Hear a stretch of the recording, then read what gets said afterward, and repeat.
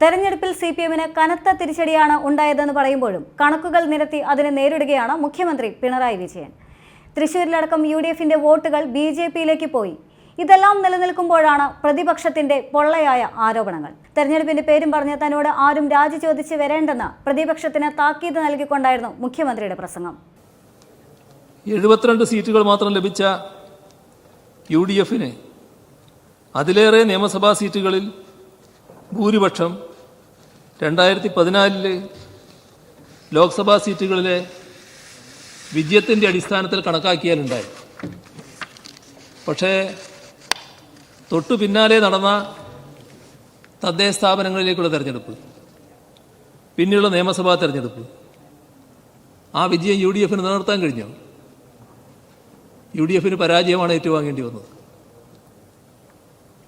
ഇതിന്റെ ആവർത്തനം 2019 ഉണ്ടായില്ലേ? 2019 നല്ല വിജയം, അതെല്ലാവർക്കും നല്ല പച്ചയായ ഓർമ്മയുള്ളതല്ലേ, ഞാനതിൻ്റെ കണക്കൊന്നും പറയണ്ടല്ലോ. നല്ല വിജയം UDF നേടിയല്ലോ. പക്ഷേ അതിനുശേഷമുള്ള തദ്ദേശ ഭരണ സ്ഥാപനങ്ങളിലേക്കുള്ള തെരഞ്ഞെടുപ്പ്, നിയമസഭാ തെരഞ്ഞെടുപ്പ് UDF-ന് പരാജയം ഏറ്റുവാങ്ങേണ്ടി വന്നില്ലേ? അപ്പോൾ ലോക്സഭാ തെരഞ്ഞെടുപ്പിൽ സീറ്റുകൾ കുറഞ്ഞു പോയതിനാൽ സംസ്ഥാന സർക്കാർ രാജിവെക്കണം എന്ന് പറയുന്നത് എന്ത് യുക്തിയുടെ അടിസ്ഥാനത്തിലാണ്? പണ്ട് AK ആന്റണി മുഖ്യമന്ത്രി പദം രാജിവെച്ചത് 2004 അത് സീറ്റ് കുറഞ്ഞതുകൊണ്ടല്ല, കോൺഗ്രസിനകത്തുള്ള സംഘടനാ പ്രശ്നങ്ങൾ കാരണമായിരുന്നു എന്ന് നിങ്ങൾക്കെല്ലാവർക്കും നല്ലതുപോലെ അറിയാലോ. അതിനെ ഉദാഹരണമാക്കി നിങ്ങൾ സംസ്ഥാന സർക്കാരിൻ്റെ രാജി ആവശ്യപ്പെടാൻ പുറപ്പെടേണ്ട എന്നാണ് അതുമായി ബന്ധപ്പെട്ട് പറയാനുള്ളത്. ഇപ്പോൾ നിങ്ങൾ ഉന്നയിക്കുന്ന ഒരു കാര്യം സ്വാഭാവികമായും നിങ്ങൾക്കത് ഉന്നയിക്കാൻ അവകാശമുള്ളതാണ്. ഇപ്പോൾ കേരളത്തിൽ ഞങ്ങൾക്കെതിരായ ജനവിധി ഉണ്ടായിരിക്കുന്നു. ആ ജനവിധി സംസ്ഥാന ഭരണത്തിനെതിരായ വിധിയാണ് എന്നതാണ് നിങ്ങൾ ഉന്നയിക്കുന്ന ഒരു പ്രശ്നം. ഇവിടെ തെരഞ്ഞെടുപ്പ് രംഗത്ത് നാം ഓർക്കേണ്ടത്,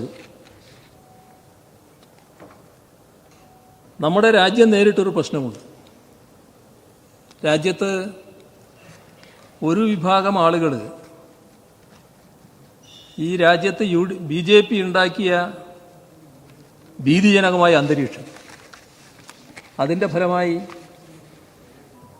ഇനി ഇവിടെ ജീവിക്കാൻ കഴിയുമോ? അങ്ങനെ ചിന്തിക്കുന്ന ഒരുപാട് വ്യക്തികളും കുടുംബങ്ങളും നമ്മുടെ രാജ്യത്തിൻ്റെ വിവിധ ഭാഗങ്ങളിലുണ്ട്. അപ്പം അത്തരം ആളുകൾക്ക് നമ്മളെല്ലാം ആഗ്രഹിക്കുന്നതിനപ്പുറം BJP അധികാരത്തിൽ നിന്ന് പോകണം, മോദി എങ്ങനെയും അധികാരത്തിൽ നിന്ന് ഒഴിയണം, ഈ വികാരം തീവ്രമായിട്ടുള്ളതാണ്. കാരണം അവരുടെ ജീവൽ പ്രശ്നമാണ്, ഇവിടെ ജീവിക്കാൻ കഴിയുക എന്നുള്ളൊരു പ്രശ്നമാണ്. അവർക്ക് ഇടതുപക്ഷത്തോടൊരു വിരോധമില്ല കേട്ടോ, അതാദ്യം മനസ്സിലാക്കിക്കൊള്ളണം. ഇടതുപക്ഷത്തോടുള്ള വിരോധത്തിന്റെ ഭാഗമായി അവർ ഇവിടെ നിലപാട് സ്വീകരിക്കുകയല്ല. അവർ കാണുന്നത് എന്താ? അവർ കാണുന്നത് രാജ്യത്ത് മോദിയുടെ ഭരണം ഒഴിവാക്കുക, പുതിയൊരു ഗവൺമെൻറ് വരിക. അത് സാധാരണഗതിയിൽ കോൺഗ്രസിൻ്റെ നേതൃത്വത്തിലുള്ളൊരു ഗവൺമെൻറ്റാണ് ഇന്നത്തെ നിലയിൽ ഇന്ത്യയിൽ സാധ്യതയുള്ളത്.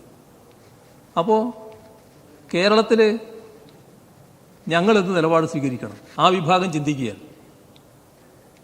കോൺഗ്രസ് ജയിച്ച് വരുന്നതാണ് നല്ലതെന്ന് അവർ ചിന്തിക്കുന്നു.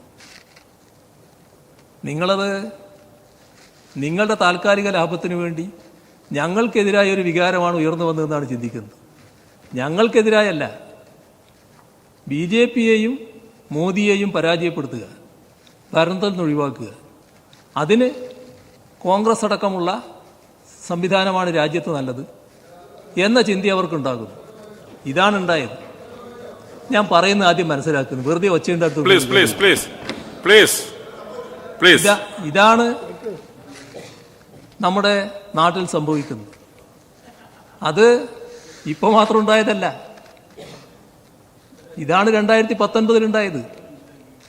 2019 രാഹുൽ ഗാന്ധി വന്നിറങ്ങി പ്രധാനമന്ത്രി സ്ഥാനാർത്ഥിയാണ് എന്നൊരു ചിത്രം ഉയർന്നു വന്നു. സ്വാഭാവികമായ ഒഴുക്കുണ്ടായി. സ്വാഭാവികമാണത്. തെറ്റായി ധരിക്കണ്ട, ഞങ്ങൾക്കെതിരായ വല്ലാത്ത വികാരമാണ് അതിനവരെ നയിച്ചത് എന്ന്. ഞങ്ങളങ്ങനെ കാണുന്നില്ല അതിനെ. അതാണ് ഒരു ഭാഗം. വേറൊരു കാണുന്നില്ലേ ഞാൻ പറയുന്നത്. ഈ ഇരുന്നു കൊണ്ട് പറയുന്ന ആൾക്ക് കാണുന്ന എല്ലാവരും ഞാൻ പറയുന്നത്, ഞാൻ കണ്ട കാര്യമാണ് ഞാൻ പറയുന്നത്. അതിലെന്തെങ്കിലും കാര്യമുണ്ടോ എന്ന് മനസ്സിലാക്കണമെങ്കിൽ ആ കേട്ടത് വെച്ചൊന്ന് ആലോചിക്കാൻ തയ്യാറാണ്. അന്നേരം തന്നെ ബബ എന്ന് പറഞ്ഞിട്ട് അതിന് മറുപടിയാവില്ല. അതാണ് മനസ്സിലാക്കേണ്ടത്. ഈ പറയുന്നതിൽ എന്തെങ്കിലും വസ്തുതയുണ്ടോ എന്നൊന്ന് പരിശോധിച്ച് നോക്കും. വേറൊരു വിഭാഗം ഞങ്ങളുമായിട്ട് യാതൊരു തരത്തിലുള്ള വിപ്രതിപത്തിയുമില്ല. പക്ഷേ അവര് ആഗ്രഹിക്കുന്നത് ഈ പറയുന്ന ബദൽ സംവിധാനം കോൺഗ്രസിന് നേതൃത്വത്തിൽ വരുന്നതാണ് നല്ലത്. അതുകൊണ്ട് കോൺഗ്രസ് സ്ഥാനാർത്ഥിയെ ലോക്സഭയിൽ വിജയിപ്പിക്കുന്നതാണ് നന്നാവുക, UDF സ്ഥാനാർത്ഥികളെ കോൺഗ്രസ് സ്ഥാനാർത്ഥികളെ വിജയിപ്പിക്കുന്നതാണ് നന്നാവുക എന്നവർ കാണുന്നു. അതിൽ ആ വിഭാഗത്തിൽ സമ്മർദ്ദം ചെലുത്താനും ഇടപെടാനും ഒക്കെ കഴിയുന്ന മേധാവികൾ തന്നെ ആ നിലപാട് സ്വീകരിച്ചുകൊണ്ട് ആളുകളുടെ അടുത്ത് പറയുകയും ചെയ്യുന്നു, പറയാൻ പറ്റുന്നവരോടൊക്കെ. ഇതൊക്കെയാണ് നടന്ന കാര്യം, ഇതൊക്കെയാണ് സംഭവിക്കുന്ന കാര്യം. സ്വാഭാവികമായും അവരും നിങ്ങൾക്ക് വോട്ട് ചെയ്തു.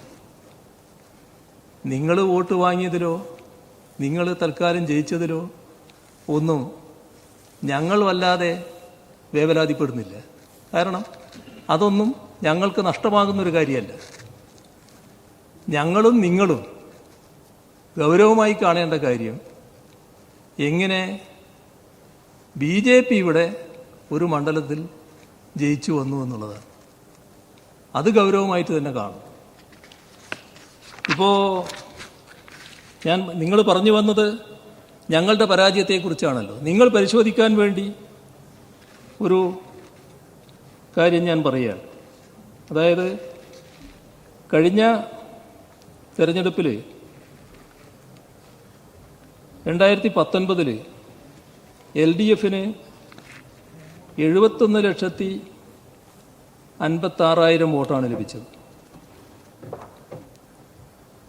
ഞങ്ങൾക്ക് ഇപ്പോൾ 66,64,000 വോട്ടാണ് ലഭിച്ചത്. അപ്പോൾ 4,92,000 കുറവ്.